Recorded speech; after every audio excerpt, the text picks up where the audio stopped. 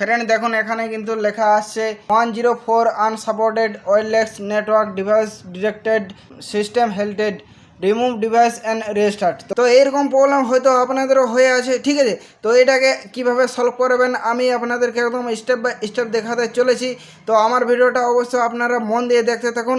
আমার এই ভিডিওটা দেখার পরে আপনাদের এই প্রবলেমটা একদম 100% গ্যারান্টি সলভ হয়ে যাবে। তো অবশ্যই আমার ভিডিওটা মন দিয়ে আপনারা দেখতে থাকুন। প্রথমে পাওয়ার অফ করে নিতে হবে, ঠিক আছে। আমি পাওয়ার অফ করে নিচ্ছি। এরপরে ফ্রেন্ড এখানে দেখতে পাচ্ছেন এরকম আপনাদেরও ল্যাপটপের মধ্যে এরকম কাভার রয়েছে। এই কাভারের মধ্যে কিন্তু এরকম স্ক্রু থাকবে। তো এই স্ক্রুটা খুলে নিতে হবে, ঠিক আছে।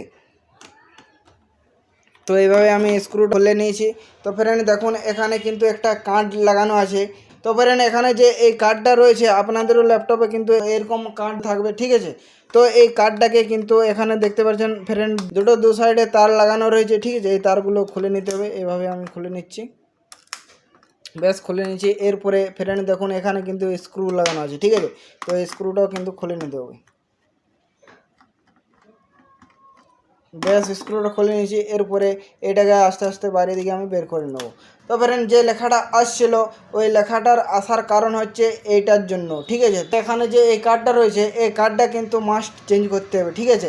তো আপনাদের কাছে এরকম যদি কার্ড থাকে তাহলে নতুন কার্ড লাগিয়ে নেবে, আর না হলে কোনো ব্যাপার নেই। তো আমি নতুন কার্ড লাগাচ্ছি না, যেরকমভাবে ঢাকনাটা লাগানো ছিল ঠিক সেরকমভাবে ঢাকনাটা আমি লাগিয়ে দিচ্ছি।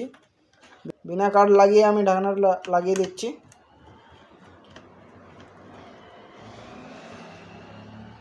ব্যাস ঢাকনাটা লাগিয়ে দিয়েছি। এরপরে ল্যাপটপটা আমি অন করে আপনাদেরকে দেখিয়ে দিচ্ছি।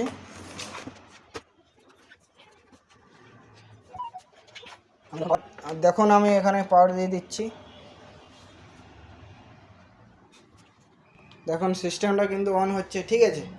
দেখুন ফ্রেন্ড এখানে স্টার্টিং উইন্ডোজটা স্টার্টিং হচ্ছে, ঠিক আছে।